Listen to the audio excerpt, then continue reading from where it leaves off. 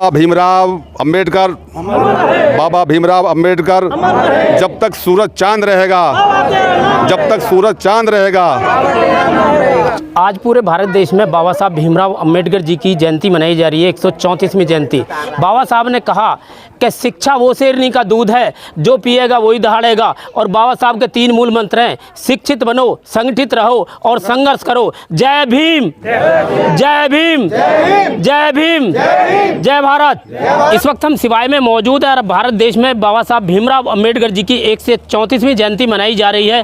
बाबा साहब का जन्म कहाँ हुआ, बाबा साहब के माता पिता कौन थे और बाबा साहब के 5 जो कितनी डिग्रियाँ थी और बाबा साहब का जन्मदिन क्यों मनाया जाता है। हमारे साथ कुछ लोग हैं, इन लोगों से हम जानना चाहेंगे कि बाबा साहब की जयंती आखिर क्यों मनाई जाती है।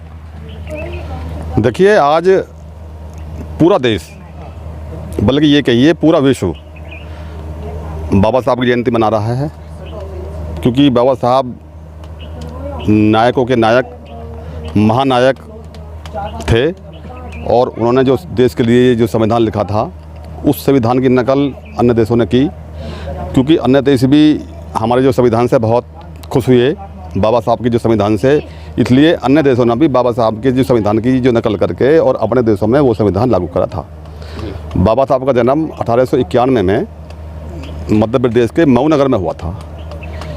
इनके पिता का नाम रामोजी दास और माता का नाम रमा देवी था, रमाबाई।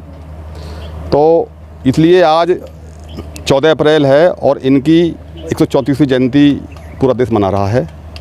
बाबा साहब ने सभी के लिए बहुत अच्छे जो कार्य किए, संविधान लिखा।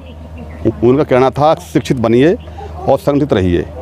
जितने हम लोग संगठित नहीं रहेंगे, शिक्षित जो नहीं बनेंगे, इतने हमारा उद्धार भी जो नहीं होने का है। बाबा साहब के अनेकों ऐसे श्लोक हैं, ऐसे जो दोहे हैं, जिन पर आज देश अमल कर रहा है और हम सभी यहाँ पर सिवाय गांव में आज मौजूद हैं।